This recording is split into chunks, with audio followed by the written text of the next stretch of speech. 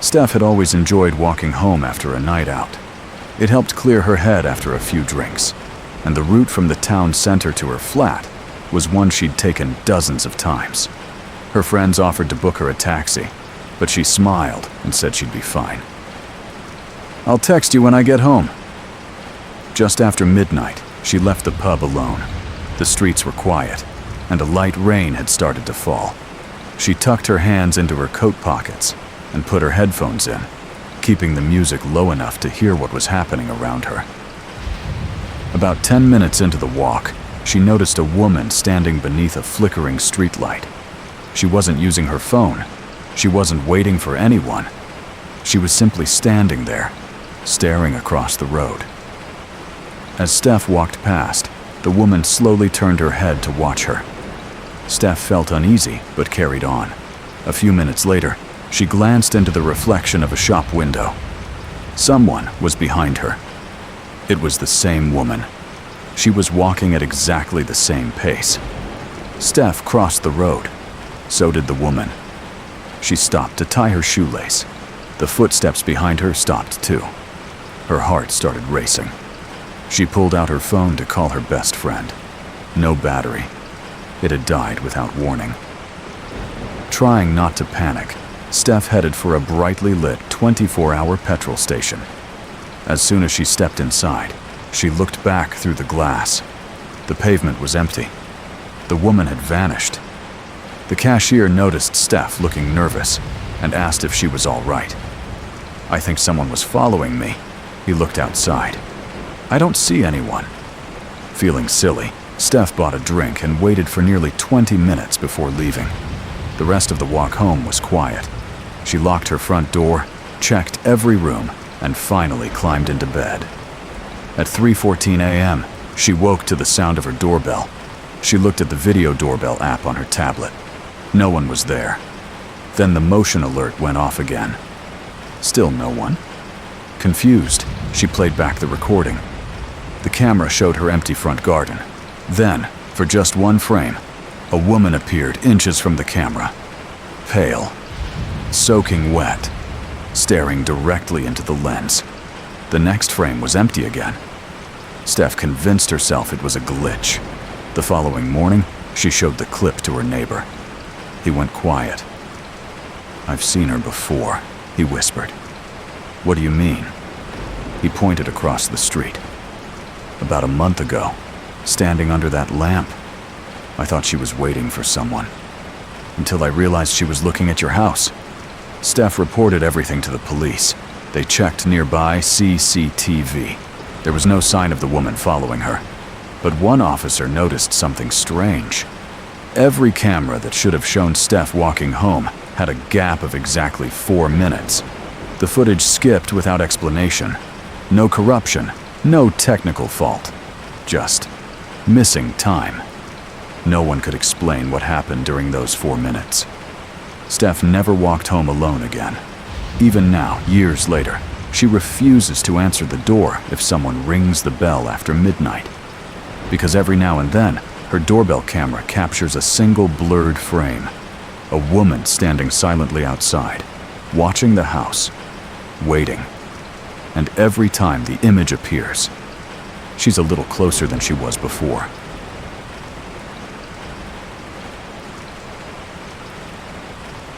Johnny had never believed in ghost stories. He was the one who laughed whenever his mates talked about haunted roads or abandoned buildings.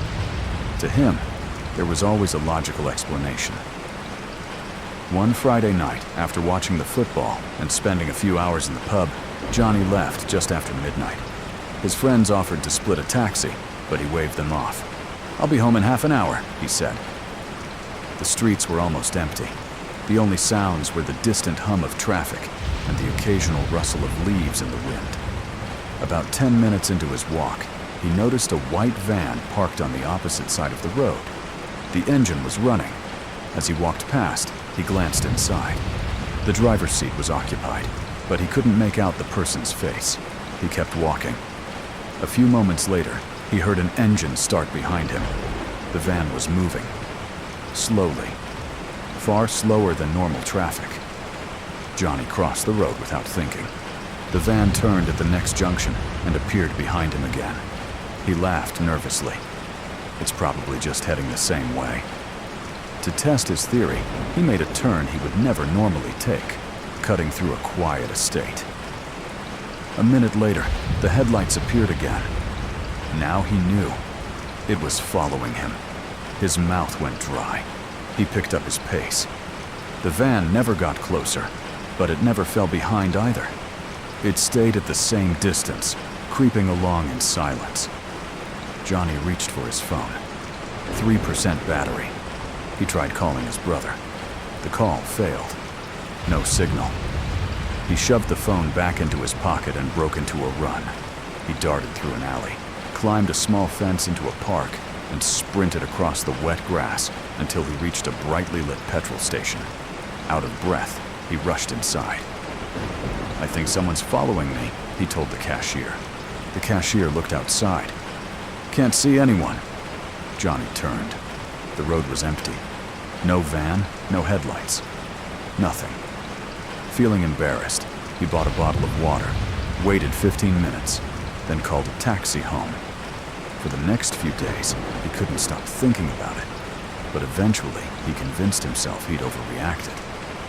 A week later, his phone buzzed with a message from one of his mates. "Mate, wasn't this the road you walked home on?" Attached was a news article. Police were asking for information about a white van linked to several suspicious incidents involving people walking home alone late at night. Johnny felt sick. He contacted the police and gave a statement. A detective later called him back. "We've checked CCTV from that night," she said. "We believe we found the van." Relieved, Johnny asked if they could identify the driver. There was a long pause. "The driver isn't the strange part." She invited him to the station. The footage showed Johnny walking along the pavement. A white van rolled slowly behind him. Then another figure appeared. A man wearing the same clothes as Johnny. The same height, the same haircut. He stepped out from between two parked cars and walked directly towards the van. The driver opened the passenger door. The man got inside. The van drove away. Seconds later, the real Johnny ran into view from the opposite direction, heading for the petrol station. The detective paused the video. "We've checked every camera nearby," she said quietly. "From that point on, only you appear on camera." Johnny stared at the screen. The man getting into the van had his face. Even the small scar above his left eyebrow was identical. He never asked to see the footage again. Months later, he moved to another town and tried to forget the whole thing. But every now and then, usually after midnight, he'll wake to the sound of a van idling outside his house.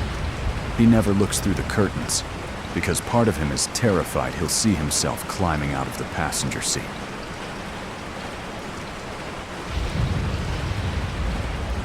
Becky had only gone out for one drink. It turned into 4. By the time she left the pub, it was nearly midnight. Her friends tried to convince her to stay for a taxi, but she insisted she'd be fine. She only lived 20 minutes away. The streets were quiet, with just the occasional car passing. About halfway home, she noticed a man standing at a bus stop. He wasn't looking at the road. He was watching her. She looked away and kept walking. A minute later, she heard footsteps behind her. She glanced over her shoulder. It was the same man. He wasn't close enough to speak, but he wasn't far enough away to ignore. Becky crossed the road. So did he. Her heartbeat quickened. She pulled out her phone and pretended to make a call. "Yeah, Dad. I'm nearly home." There was no answer. Her phone had no signal. She walked faster. The footsteps sped up, too. Instead of going straight home, Becky headed towards a brightly lit supermarket car park that stayed open all night. As she reached it, she looked back. The man had disappeared. Relieved, she laughed at herself. Maybe she'd imagined the whole thing. She bought a bottle of water, waited 10 minutes, then left.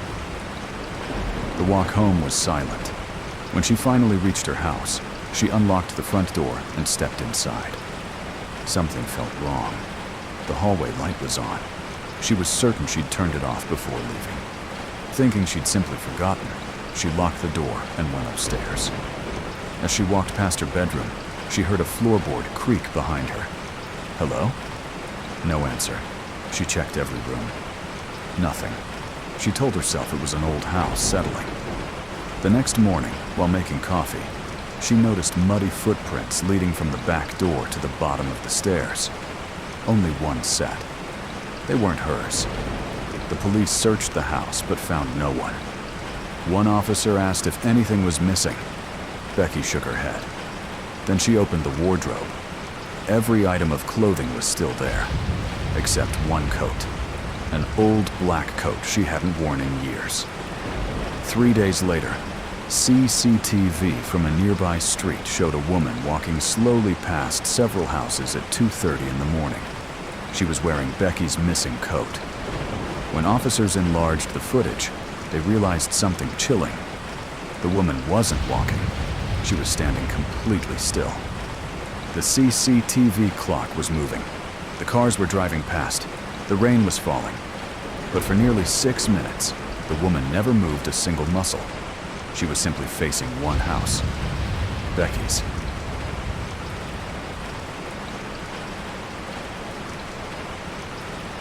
Selena wasn't supposed to be out that late.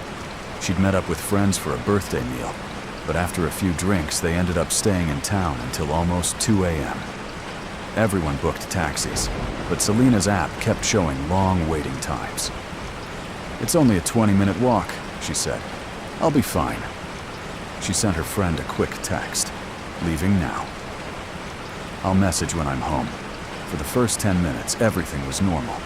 The streets were quiet, and the rain had left the pavements glistening under the streetlights.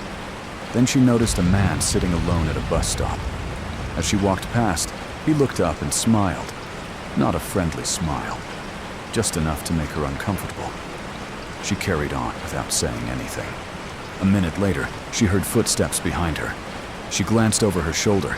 The man from the bus stop was walking the same way. She told herself not to panic. It could be a coincidence. To make sure, she crossed the road. He crossed too. Her pulse quickened. Instead of heading straight home, Selena turned into a supermarket car park that stayed open all night. She wandered the aisles for 10 minutes, pretending to shop. When she finally looked outside, the man was sitting on a bench opposite the entrance, waiting. She immediately asked the security guard if he could watch her leave. The guard walked her outside. The bench was empty. There was no sign of the man anywhere. Feeling relieved, Selena thanked him and hurried home. She locked every door and went straight to bed. The next morning, she noticed something strange. Her doormat had been moved. She thought nothing of it until she checked her phone. There was a voice message sent at 2:47 a.m. She hadn't made it. The recording lasted just 7 seconds. At first, there was only the sound of footsteps. Then she heard her own voice quietly say, "Don't open the door." She froze. She lived alone. She had been asleep at 2:47 a.m. Shaking, she called the police. They checked her doorbell camera. At exactly 2:46 a.m., someone had walked up to her front door. They stood perfectly still for almost 5 minutes. Their hood covered their face. Just before leaving, they looked directly into the camera. The image sharpened for a split second. It wasn't the man from the bus stop. It was Selena. The same hair, the same coat, the same train she'd worn the night before. But her face was expressionless, as if she wasn't alive. The police searched for signs that the footage had been altered. They found none. To this day, Selena keeps every curtain in her house closed after dark, because once every few months, her phone still sends her a motion alert from the front door. When she opens it, the garden is empty, except for a single notification.